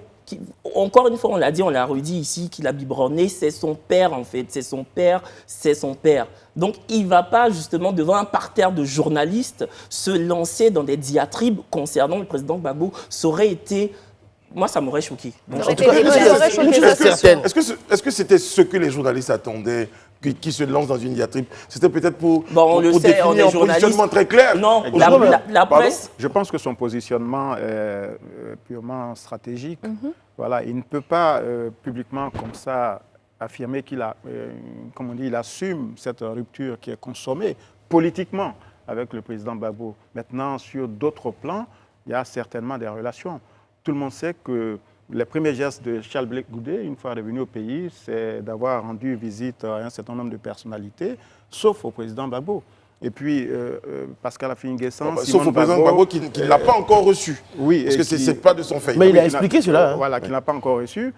Et puis, on voit ceux avec qui il marche, quoi, hein, pour parler un peu comme le commun des mortels. Donc, moi, je pense que Charles Blé Goudé, c'est là où je suis en désaccord avec lui depuis une dizaine d'années, il le sait, s'il regarde l'émission, il va certainement sourire, c'est qu'il assume la rupture avec Laurent Gbagbo. Il est le président d'un parti qui s'appelle le COGEP, qui aspire à gouverner le pays. Il peut assumer cette rupture politique, peut-être pas idéologique, tout en maintenant les liens les meilleurs avec Laurent Gbagbo. Mais qui vous dit qu'il est lui-même pour la rupture? Qui nous dit justement qu'on n'a je pas pense ce que type de il a réponse? déjà parce reçu que les signaux. eux-mêmes, non mais Il a en reçu fait, les nous, signaux on des voit- partisans du président Gbagbo. Oui, c'est des signaux. Mais derrière, qui nous dit qu'ils se sont déjà assis et qu'ils ont décidé justement d'une rupture? Ou enfin, il n'y a pas encore eu ce contact direct, en tout cas officiel. Donc, Mais Raïla, pardonnez-moi de La dire rupture ça, va pas se mais je ne suis pas discuter. très sûr que les gens décident de leur rupture, toujours d'un commun accord. Non, Brice, mais pour ce que... Non, mais en fait, c'est pas ce que je veux dire. Brice, c'est pas ce que je veux dire. Je veux dire, Bon, on est on ne d'accord, sait c'est pas, fini en si cours, hein. pour Raïla l'heure. précise sa pensée. On ne sait pas Allez-y, si pour Ariane. l'heure il y a eu des clarifications entre le président Laurent Gbagbo et Blé Goudé, car on sait que la communication n'est pas à son plus beau fixe. Donc, de façon officielle aujourd'hui, on ne sait pas s'ils se sont assis et s'ils ont clarifié certaines choses. Mais il Donc, a répondu lui-même à cette ne question. peut pas répondre de façon claire. Et cette question, quand il y a répondu, il dit que lui, Blé Goudé, il a été libéré, il est rentré au pays en tant qu'homme politique, président du COGEP. Donc, lui, comme tu le disais, il est le fils de Laurent Gbagbo. Donc, du coup, s'il veut voir Laurent Gbagbo en tant que fils, ils sauront comment se voir. Mais là, il est parti le voir en tant qu'homme politique. Et en tant que politique, il a fait une demande d'audience et autres. Et il y a des procédures à respecter et autres. Je une pense vraie que saga, c'est son ça. discours, mais Même Rihanna, elle est agacée par Ça, c'est ce qu'on appelle la poudre de perles. je sais, c'est ce qu'il a dit. Franchement. On a envie de se dire, bon, ok, ça va. Mais est-ce que c'est pas ce qu'il a dit? Mais, Oui, non, c'est ce qu'il a dit. Mais après, nous, en tant qu'observateurs, Je crois à un pas moment qu'il donné, le voit de cette fils à réponse si père, diplomatique, si Il faut stratégique, il à un faut moment qu'il donné, assume. voilà, C'est-à-dire, c'est tout. de la même façon que Pascal Affi-N'Guessan l'a fait. Ah, c'était violent. pour Voilà. Pascal Affi-N'Guessan. Non, mais c'est pour dire, c'est juste la séquence que je souligne. Il faut que Charles Blé Goudé assume son rang, mais il peut- son nouveau statut, et puis sa responsabilité de chef politique. Il peut avoir les bonnes relations avec le président Gbagbo sans être membre du PPACI. Je pense que... Non, mais de Mais toute moi, façon, je- il Mais se déclarer prend de la gauche. rupture- Il peut pas déclarer une rupture comme ça. Oui. C'est-à-dire qu'il peut avoir une alliance par la suite. Donc, s'il déclare directement en fait une rupture, ça veut lui-même il se fout une balle dans le pied. Non, pour mais la et puis suite. déclarer une rupture, c'est Donc, pas forcément Donc, il s'assumer sur le assume plan en tout politique. cas le fait qu'il y a un fossé entre les deux Mais personnalités. est-ce que c'est quelque pour ça part- qu'il ne c'est peut pas pas le faire, parce est-ce qu'il que dit que quelque- c'est son père. Moi, je ne vais pas venir sur la place publique et puis lancer à la vindicte populaire, en fait, En fait, ce que moi, je me quelqu'un dis, qui a été plus ou moins mon est-ce que mentor c'est par pas le parce que passé, quelque non. part, Charles C'est Blé légitime. Goudé veut attendre de rencontrer Laurent Gbagbo pour qu'ils en discutent clairement en privé et puis après, il va assumer. Mais là, ils n'ont pas encore... Ils se sont pas encore vus, mais ils se sont quand même appelés. Ils ont eu le temps, durant leur cohabitation à la CPI quand même, de discuter de ces questions. Moi, je pense en fait que, je vais le dire, la crainte de Charles Blé Goudé, c'est par rapport à sa cote de popularité, par rapport à l'électorat du président Gbagbo. Parce que jusqu'à présent, tout comme ceux qui sont proches du président Ouattara, détiennent quand même, lui et d'autres, détiennent leur popularité du fait qu'ils sont proches de ces leaders-là, du président Ouattara, du président Bédié, du président Gbagbo. Donc une fois que vous, on l'a vu avec l'ancien président Mamadou Koulibaly, dès lors que vous déclarez publiquement que vous prenez un autre chemin, il n'est pas certain que vos supporters, ceux qui étaient avec vous la veille, soient avec vous le lendemain. Donc je pense qu'il y a cette réelle politique qui commande, je pense, cette attitude, mais à un moment donné, il faut être clair vis-à-vis des Ivoiriens. Voilà. Le COGEP n'est pas membre du PPACI, Charles Blé Goudé n'est pas un allié politique du PPACI. Il peut avoir pour Laurent Gbagbo un mentor, un référentiel moral, enfin tout ce qu'on veut. Même politiquement, je pense qu'il faut assumer ce nouveau statut qu'est le sien. Et si je peux me permettre, en fait, il a lancé une thématique pour sa conférence de presse qui est Côte d'Ivoire écrite à nouvelle page, il est l'heure. Et moi, sauf erreur de ma part, hein, je n'ai pas vu, en tout cas, dans le contenu de sa conférence de presse, quelque chose qui ressemblerait à une nouvelle Côte d'Ivoire.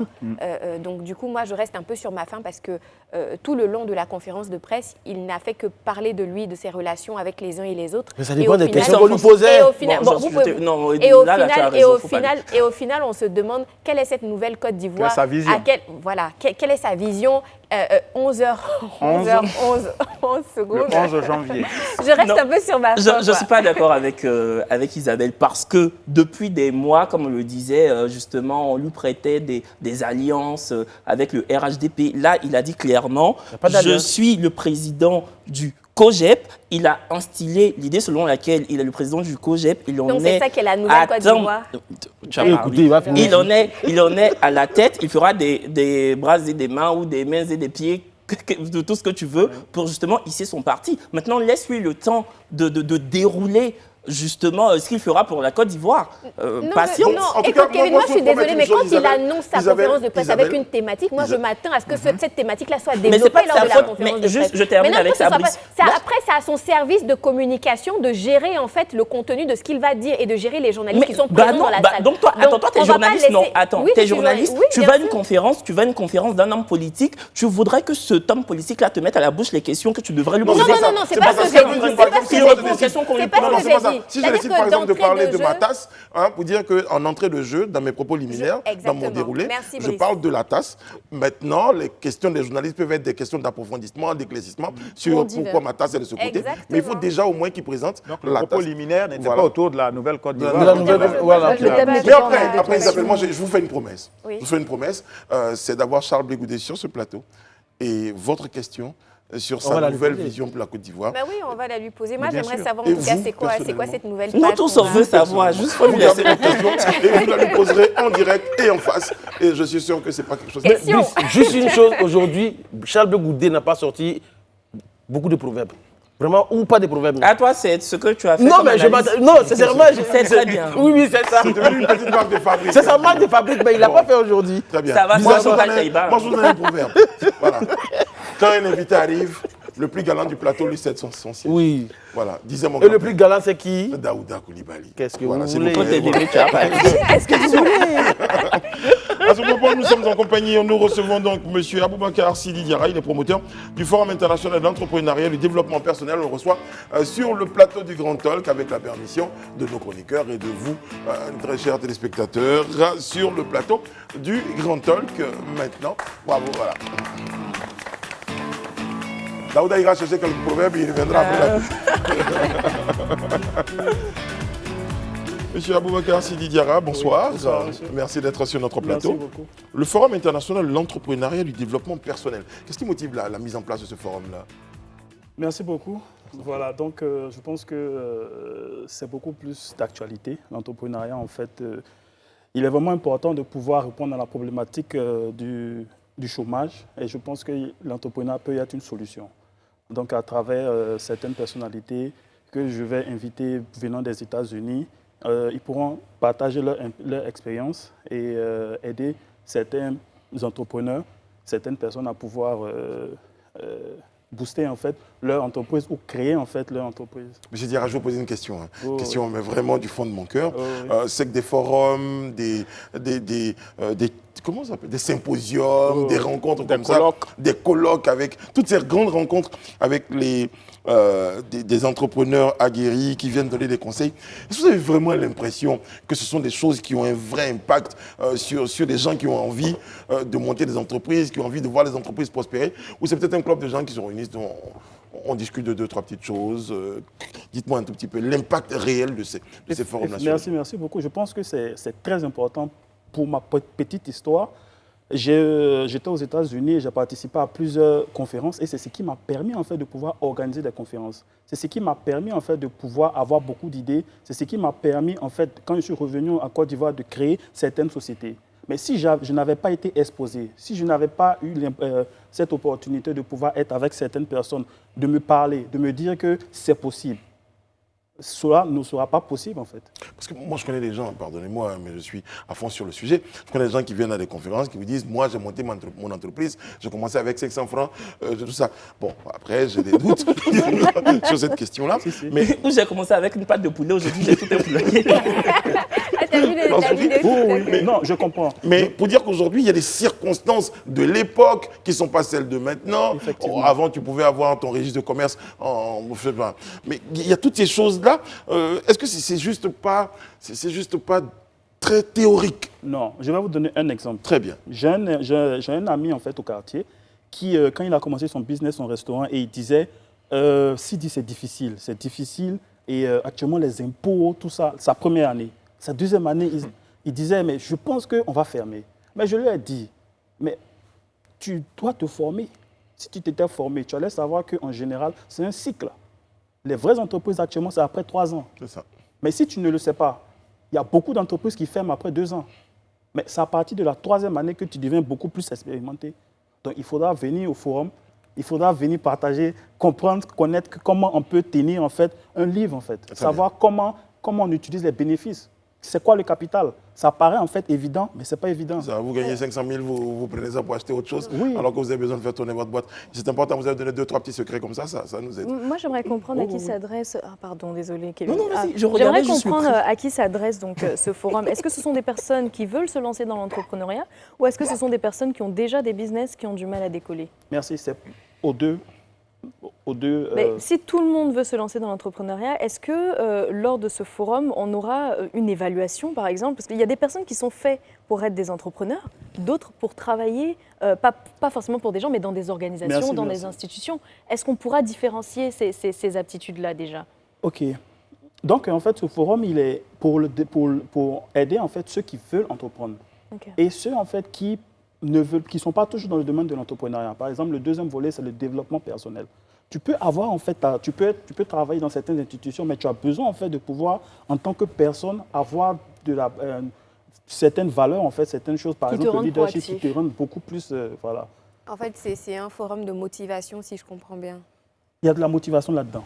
Parce que durant ce film... Alors, pardon, Alain. Non, allez-y. On va en parler des intervenants, ça va peut-être nous aider à embrayer sur autre chose. Qui intervient donc à ce forum? Voilà, nous avons les 4 panélistes d'abord. Voilà, nous avons le premier, il s'appelle Sean Newton, et il est là, il vient d'arriver.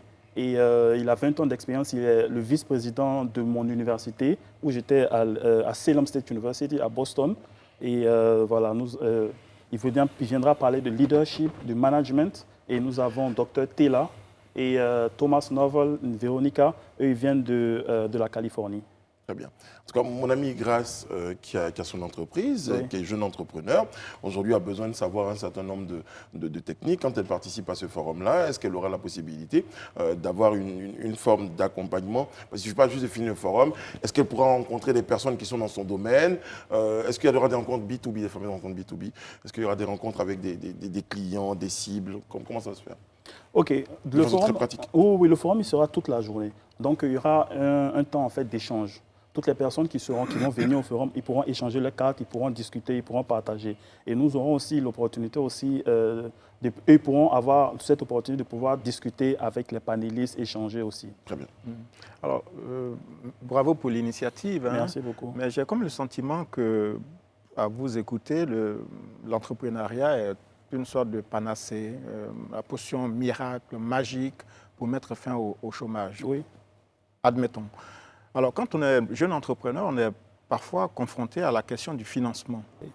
Comment est-ce que vous réagissez face à l'attitude des banques, notamment africaines, pour ne pas dire ivoiriennes, qui n'accompagnent pas les jeunes entrepreneurs dans un pays aussi où l'État ne peut pas tout faire? Voilà, quand on est dans le privé, on a fait le choix du privé. Maintenant, ce sont les institutions bancaires qui doivent accompagner. Vous, comment est-ce que vous voyez ce problème et quel type de chemin vous pouvez nous indiquer pour trouver des solutions? Effectivement, comme vous l'avez si bien dit, l'État ne peut pas tout faire. Donc si l'État ne peut pas tout faire, qui doit prendre le relais? L'entrepreneuriat. C'est ça. Voilà. Donc je pense qu'il est vraiment important en fait pour tout un chacun de pouvoir entreprendre. C'est vraiment dommage. C'est vraiment dommage que les banques ne font pas confiance aux jeunes entrepreneurs. Ils doivent faire confiance. Ils doivent... Pardonnez-moi, on va faire le débat sur le plateau, mais moi je suis banque, quelqu'un qui a une entreprise qui peut mourir avant, enfin l'entreprise peut fermer avant 3 ans, pardonnez-moi, je suis très prudent de lui donner beaucoup d'argent. Non, c'est pour ça. Au-delà de ça, sur cette question, en fait, il y a ce qu'on appelle les facteurs clés qui vont nous rendre compétitifs, même sur les demandes en fait, de financement. Est-ce que ces facteurs-là seront donnés lors de ce forum? Oui, effectivement. Pour pouvoir répondre en fait à sa question, quand je dis que les banques doivent avoir confiance, comment? C'est-à-dire qu'ils doivent... Si moi j'ai confiance en toi parce que tu es formé, j'ai confiance en toi parce que je pense parce que tu as des prédispositions. Tu as des prédispositions. Donc, avant de donner l'argent, peut-être que les banques doivent voir, OK, je vais prendre peut-être 100 personnes ou 50 personnes, je vais les former. D'abord, pour qu'ils puissent avoir, en fait, pour que si je leur prête de l'argent, il y a beaucoup plus de chances, en fait, qu'ils puissent avoir un retour. Parce que ce n'est pas seulement dans le milieu de l'entrepreneuriat. Il y a beaucoup de personnes qui prennent des prêts, ils ne sont pas des entrepreneurs, mais l'argent ne revient plus. Voilà. Il y a un problème de crédibilité. Tout à l'heure, on parlait de l'État qui ne peut pas tout faire, mais en même temps, est-ce que vous estimez, pour parler de la Côte d'Ivoire, qu'on dispose aujourd'hui des outils de garantie pour permettre aux jeunes entrepreneurs, c'est-à-dire que l'État apporte une garantie à travers la Banque nationale d'investissement, moi, je pense que vraiment, etc. depuis ces 10 Est-ce que ces instruments existent et est-ce que les jeunes y ont recours? Oui, je pense que depuis ces 10 dernières années, il y a beaucoup de choses qui ont été faites par l'État. Voilà, dans ce domaine-là. Voilà, je pense que j'ai eu la chance de pouvoir participer à plusieurs conférences, à plusieurs rencontres avec le ministre Mamadou, voilà, le ministre Mamadou Touré. Voilà, donc il y a beaucoup de choses. Maintenant, nous avons un problème en fait. Les jeunes actuellement ne vont pas à l'information. Il y a beaucoup de choses. Il faut qu'ils partent à l'information. Il faut qu'ils essaient. Il faut qu'ils voient comment ils peuvent bénéficier en fait de ça. Maintenant, s'ils ne peuvent pas, allons toujours dans le contexte où l'État ne peut pas tout faire, ils peuvent essayer des choses, essayer d'autres voies. Très bien. En tout cas, de toutes ces choses-là, il en sera question donc au cours de votre activité qui se tiendra, on va le rappeler, samedi. Voilà, samedi dans 3-4 jours. Au Palm Club. Au Palm Club. Donc, Kevin, il a grandi les yeux parce qu'il... Comment on participe?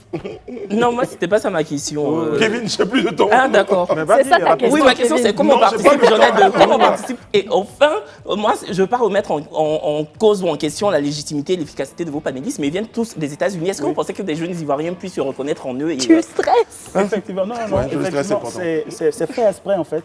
Je les ai tous envoyés des États-Unis parce que moi, je pense que l'entrepreneur de demain, c'est celui qui peut parler l'anglais. D'accord.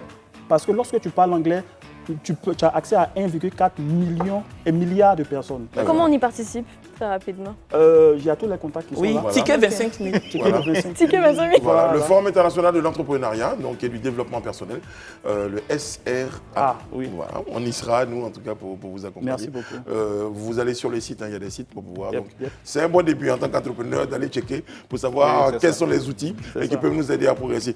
Merci beaucoup, M. Aboubakar Diarra, notre promoteur donc, de ce forum-là. On a été très heureux de vous recevoir sur notre plateau. Beaucoup. Et puis, comme on le dit en anglais, now it's time to retrouver Sharon Camara pour la suite. Now it's time to retrouver. Nous sommes de retour sur le plateau du Grand Talk à la suite du JT présenté par Sharon Camara. Nous sommes de retour sur le plateau en compagnie de Rayana Assi. Mais c'est vrai que je me prononce... Ah, tu en parlais de voix. Faut pas dire des choses hors antenne parce qu'après ça suit. Isabelle Vovor. Mais Isabelle, justement, vous ouvrez une petite parenthèse concernant le doublage. Le doublage pour les films, pour les dessins animés et tout ça. Je crois que Non, en fait, Moi, j'ai essayé quand l'expérience, c'était pas mal. Hein. Oui, alors moi, quand j'étais petite, j'étais dans une chorale et j'ai été frustrée, en fait. C'était une chorale catholique. Et en fait, je pensais que j'avais toujours eu une voix soprano. Mais seulement, on m'a mise dans les altos. Et vous savez, les altos, en fait, c'est les voix graves féminines. Et j'en ai été frustrée parce que toute ma vie, je pensais que j'avais une petite voix, alors que non. Mais pourquoi quand tu chantes, tu as une voix grave? Oui. Parce qu'il y a la voix, c'est la chansonnette. il y a la voix Non, du non, parler, non, il y a la non, voix non. du Je chanter. vais vous épargner Parce que moi, je ça. vois des gens qui parlent normalement, et quand ils chantent, ils font c'est ça. Donc vous, par exemple, quand vous chantez En alto. en alto. Mais c'est vrai que quand tu m'as expliqué cette histoire, moi, je me disais, mais attends, elle inverse les trucs ou quoi? Parce Non, non, non, j'ai une voix alto. Ah ouais. Très bien. Et c'est pour ça que en grandissant, je pense toujours que ma voix est alto, même quand je parle, alors qu'on me dit non, t'as une petite voix, Isabelle. C'est ça, c'est ça. Je vous confirme. Et là, je ne vous ai pas encore entendu chanter, ça peut être pire. Atikité. Morotei. Nous on a vu les gars Atikité. Hier, on a vu Atikité et ses performances. Franchement, j'ai plus envie de me frotter Lui, c'est Atigité, moi, c'est Morotei. à Morotei. Voilà. Daouda. Ça va, Daouda? Ça va très bien. Très, très bien. Voilà. Alors, Daouda, hors antenne, on a, justement, je fais mon Kevin, là, c'est mon notable le plus fidèle. Pendant la pub, on évoquait la situation des grands brûlés et je pense qu'ils nous regardent en ce moment, en tout cas certains d'entre eux, et il y a des initiatives qui sont en train d'être prises. Il y a une forme d'effort conjugué pour pouvoir donc faire avancer les choses. Ouais, parce qu'effectivement, depuis un certain temps, j'ai commencé à écrire des tribunes sur la question pour essayer d'exorciser la situation, pour que les gens puissent avoir un autre regard sur les grands brûlés. Et il y a des ONG qui ont commencé à me contacter pour que je sois leur ambassadeur. Et c'est vraiment avec honneur que j'aimerais vraiment porter ce combat-là. Ça me tient vraiment à cœur. À cœur. Voilà. Et je sais que vous m'avez dit, parce que je vous écoute beaucoup, contrairement à ce que vous pensez, je vous écoute beaucoup, vous me parliez d'une anecdote, en fait d'une situation que vous avez vécue, avec une dame qui était un peu dans la même situation que vous, mais qui avait beaucoup plus, elle, tendance à se cacher. Et aujourd'hui, elle a repris des couleurs. Du poil de la bête, en fait. Parce qu'elle a vu qu'une personne qui était dans sa situation arrive à en parler. Parce qu'à un moment donné, il faut briser le silence. Il faut parler pour que les gens puissent comprendre. Quand on vit ce genre de situation, on tombe dans une situation de handicap. Et le regard, le régie fait qu'on commence à vivre en autarcie. Or, il faut pouvoir s'exprimer pour que les autres comprennent ce qu'on vit et ce qu'on traverse. Et du coup, les gens ne sont pas méchants. C'est juste qu'ils ne savent pas. Il faut juste leur expliquer. Voilà. il y a quelques-uns qui sont bêtes. Bon, c'est pas moi qui l'ai dit. Non, ça, je vous confirme, Mais parce que quand gratuitement vous vous mettez à rigoler, à vous moquer de quelqu'un, ça c'est même pas de l'insensibilité, c'est de la bêtise. Voilà, Daouda, voilà. Alain Toussaint, vous n'avez pas été à la chorale, rapidement. Non. Vous avez été juste enfant de chœur. Oui, et puis bon, j'écris souvent des chansons, oui. C'est vrai. Quelques tubes. Quelques sur tubes, lesquels effectivement. Vous avez dansé, Brico. C'est vrai, je le confirme. ça. Un jour, lorsque j'écrirai des choses sur vous, eh bien, j'aurai l'occasion de parler de ces tubes-là. Voilà. Ouais. Ah, dans ma tête, on me dit quelle chanson. Je sais par exemple que M. Alain Toussaint, bon, je vous dirai ça après. Parce qu'on m'a demandé quelle chanson pour qu'on la passe à la fin de l'émission. Non. Voilà. je préfère garder les chansons dans mon cœur. En tout cas, j'en ai, bon, il y a un certain nombre, voilà, écrites et puis bon, Voilà. produites aussi. Voilà. Oui, parce que vous avez été auteur pour... bon, je vais te donner le nom d'un artiste, par exemple, pour DJ TV5. Oui, c'est ça, même, surtout son Même pour un producteur, collectif, oui. voilà. Son producteur. Non, mais en fait, Alain, il a eu plusieurs vies, j'ai l'impression. Oui, non, en fait, c'est la même vie, mais avec plusieurs séquences. C'est comme une maison, il y a plusieurs appartements. Il y avait des séquences en noir et blanc. Voilà, c'est ça. Et puis maintenant en couleur, avec le troisième âge, Voilà, c'est de belles choses. Ah tiens. C'est toi qui l'as écrit? Non, enfin, je l'ai aidé, mais bon, j'ai produit la chanson. D'accord. C'était le producteur. 2-3 albums. Il faut voir le producteur en studio. Et pour la chorégraphie, j'ai des images. C'est pas faux, hein. C'est grave. Mais il y a aussi la chanson de l'épisode, enfin, il y a plein de choses comme ça. Ouais, c'est ça. Billet, Avec Serge Billet, nous, l'épisode. Toi et moi. Ouais. Isabelle. Non. Allez, on va regarder. La loi, c'est notre capsule. La loi, c'est la loi, on va la regarder. Et puis, juste après, on en parle. Et juste après, on va recevoir notre invité sur le plateau du Grand Talk. À tout de suite. Bonjour, bonsoir. Aujourd'hui, on va parler de la prostitution. Excusez-moi. Transfert d'argent. 200 000. De qui? Non, attends, c'est faux. C'est faux? Je m'appelle. Oh, allô. Merci pour le transfert, j'ai reçu ça. Ah, tu t'es trompé de destinataire. De te ramener. Moi de te ramener le jeton. Et toi, mais je me dois de l'argent, non? Attends, ne quitte pas. Aujourd'hui, on va pas parler de la prostitution. On va parler des débiteurs de mauvaise foi.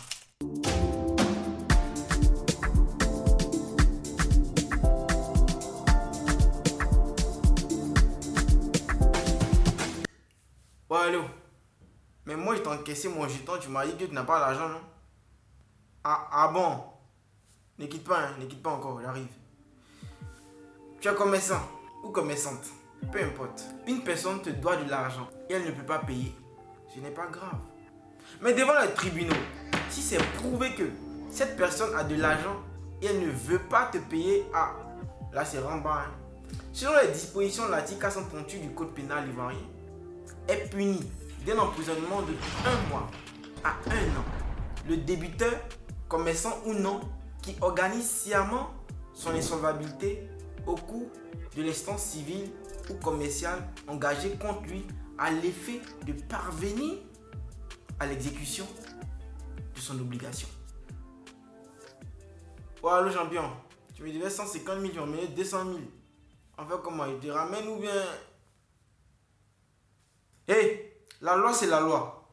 Je prends mon argent ou on fait quoi? Ok.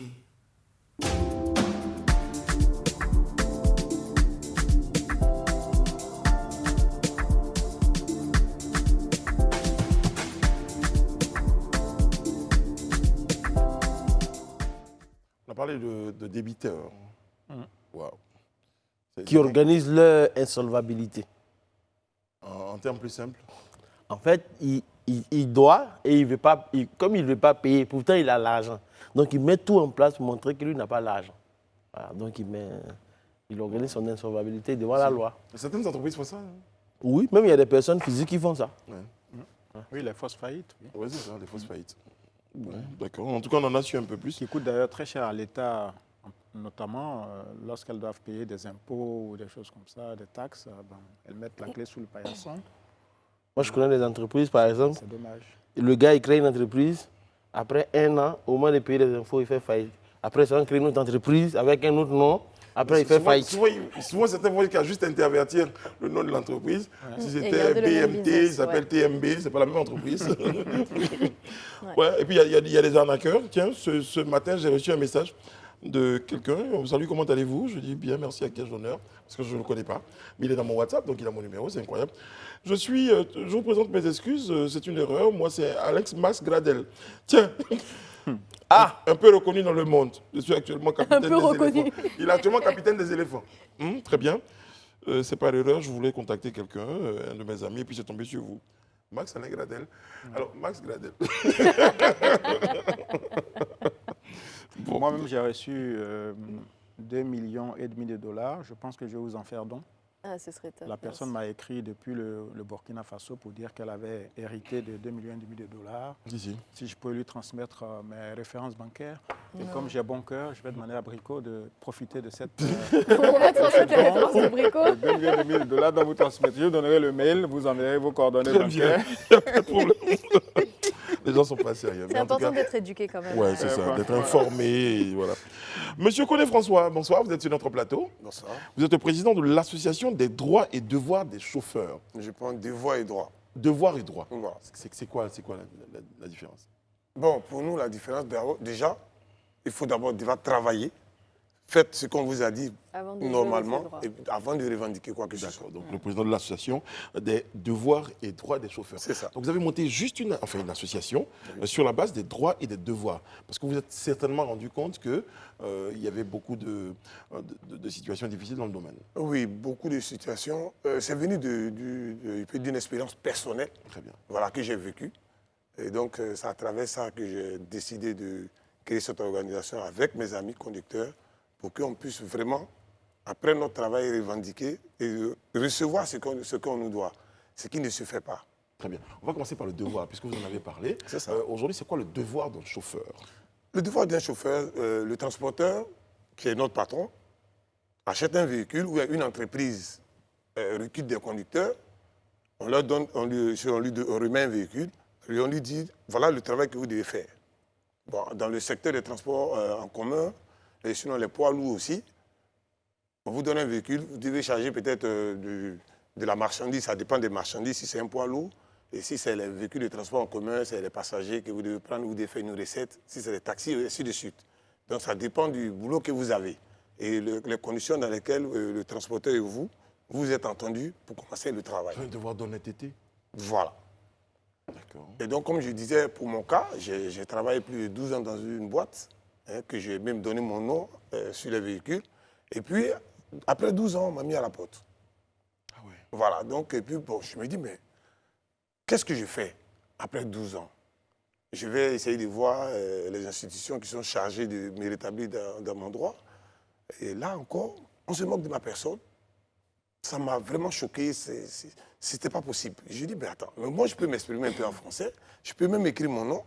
Et si c'est comme ça, moi on me traite, imaginez ceux qui, pour la plupart d'entre nous, qui ne savent ni lire ni écrire, on devient quoi? Et là, ce métier est tellement noble pour moi, et dire que ce métier doit nourrir, sinon on ne nourrit même pas son homme, mais je le dirai pour le moment, mais ce métier doit pouvoir nourrir son homme. Puisque sans nous, il n'y a rien. Et donc, aujourd'hui, nous commençons à prendre, je peux dire, la mesure du travail que nous faisons et savoir que nous sommes importants pour le développement d'une nation. Il va falloir qu'on compte avec nous. Très bien. Vous êtes combien de membres dans l'association avant tout ça? L'organisation que je dirige, je suis d'abord un élu de la Chambre nationale des métiers. Donc, pour ceux que j'ai pu inscrire à la Chambre nationale des métiers, nous sommes autour de 300 personnes qui sont inscrites, reconnues par l'État de Côte d'Ivoire. Sinon, nous sommes des milliers de personnes et l'organisation que je dirige va vers d'autres organisations pour fédérer, puisqu'on a un seul métier. C'est ce que je fais comprendre aux amis. On n'a pas deux métiers, on a un seul métier, c'est la conduite. Donc, vous allez voir dans le secteur des transports, il y a près de 500, sinon plus, de syndicats et d'associations, mais pour un seul métier. Donc, il va falloir qu'on soit un pour pouvoir défendre ce métier-là. Très bien. Alors, tout à l'heure, vous parliez de vos devoirs, je crois, droits et autres. C'est ça. Est-ce que vous avez quand même conscience des dérapages des chauffeurs, de l'inconduite, l'incivisme, et puis les dégâts quand même que vous faites à la route? Et récemment, le ministre a fait publier une note d'information indiquant que désormais, comme on le fait un peu pour l'environnement, le pollueur allait payer. C'est-à-dire donc celui qui cause des accidents, casse un poteau de feu tricolore, abîme le platane, etc., allait payer. Qu'est-ce que vous pensez de ces mesures-là? J'avoue que c'est une mesure, Alain, pour préciser, que c'était une mesure qui n'était pas spécifiquement pour les chauffeurs, mais pour l'ensemble des usagers de la route. Bien sûr. Oui. Voilà. Je pense que c'est juste. Il faut... notre leitmotiv, c'est quoi? Il faut toujours pouvoir arranger. Quand vous gâtez consciencieusement, puisque l'accident, je pense que c'est un acte involontaire dans sa conception. Mais aujourd'hui, on a constaté, je pense que les mesures sont venues parce que tout simplement, on a constaté qu'il y a des conducteurs qui sont indélicats, qui posent des actes volontaires. C'est-à-dire que quand vous voyez un trottoir, par exemple, que quelqu'un pense un véhicule monte dessus, vous voyez, le trottoir représente un mur. Mais vous montez dessus quand même. Donc, vraiment, il y a trop de choses. Les décisions sont venues, le ministre il prend des décisions que nous approuvons. Mais nous, dans le secteur des transports, je parlerai simplement du secteur des transports, des transports en commun et des poids lourds, on a besoin d'un encadrement. On a besoin d'un encadrement. De quel type? De quelle nature? Vous voyez, moi j'ai plus de 20 ans de permis de conduire.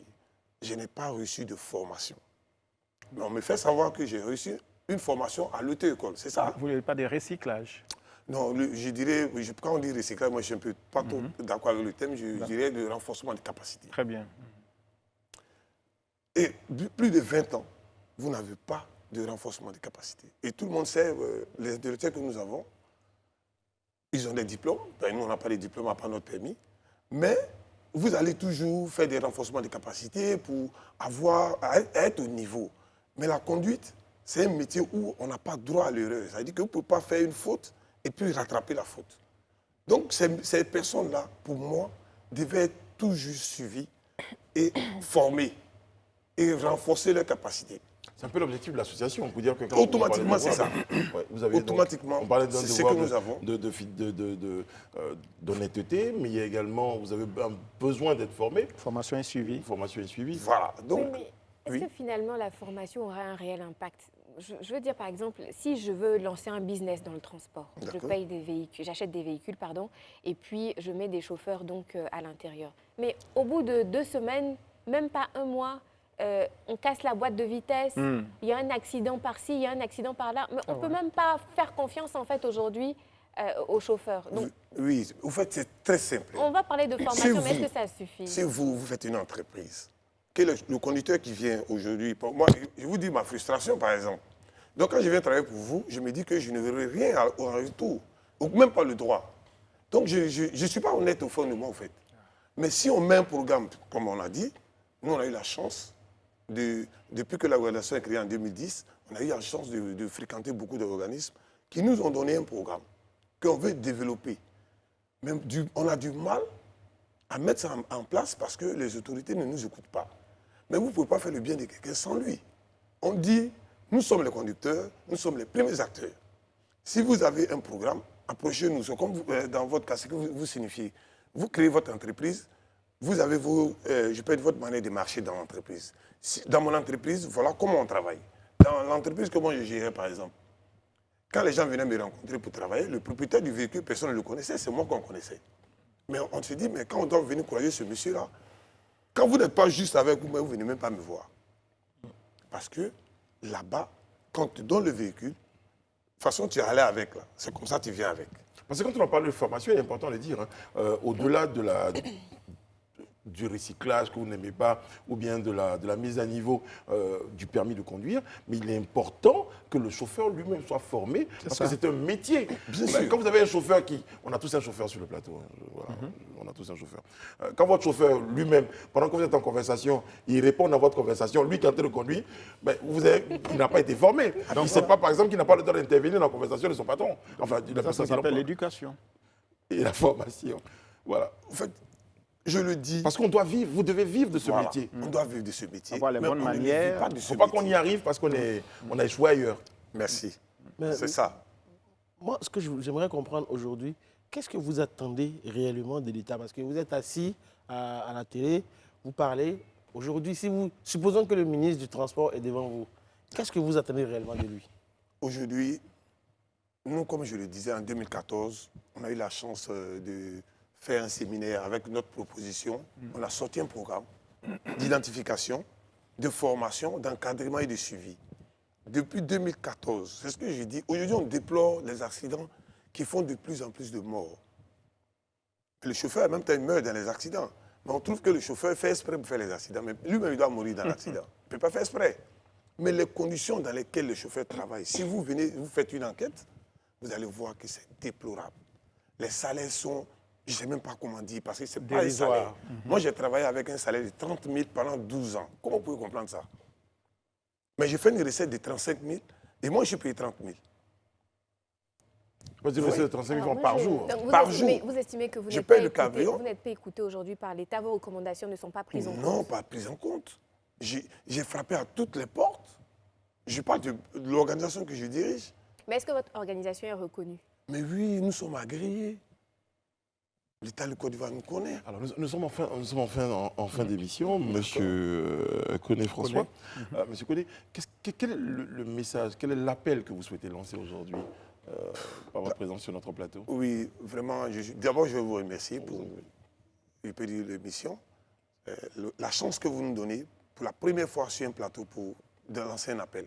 Je peux dire le ministre qui nous gère, les chauffeurs, c'est le ministre de l'artisanat, le ministre du commerce, de l'artisanat. Oui, parce que vous êtes des artisans, vous avez le voilà, statut c'est le statut que nous avons. Mais dans tout ce que nous faisons, nous ne sentons pas le ministère auprès de nous. C'est le ministère seulement des Transports. Les transporteurs sont nos patrons, devant lesquels nous ne pouvons pas parler. Vous voyez, quelqu'un va venir revendiquer son droit vis-à-vis de son patron. C'est compliqué.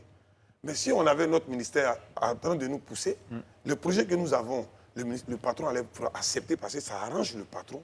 Parce que ce que nous, on veut faire, c'est sauver des vies. Mais c'est tous ensemble qu'on pourra sauver des vies. Si on nous laisse seuls faire ce qu'on fait, on va toujours déplorer. Mais donc nous demandons à l'État de Côte d'Ivoire de nous écouter, de faire des programmes avec nous, de nous associer aux prises de décisions pour qu'ensemble, ce que nous leur proposons là, on veut qu'on nous donne une commune pour faire le projet pilote d'identification qu'on veut mettre en place. Et puis on va étendre ça sur En 15 secondes, ce projet, c'est lequel? Sans vouloir nous le spoiler. Oui, c'est ce que j'ai dit. Le projet en général, c'est le projet d'identification, de formation, d'encadrement et de suivi. D'accord. Voilà, il y a des spécificités dedans, mais c'est en grand thème comme ça. Il n'existe pas ce projet-là déjà avec d'autres Je organisations? ne pense pas.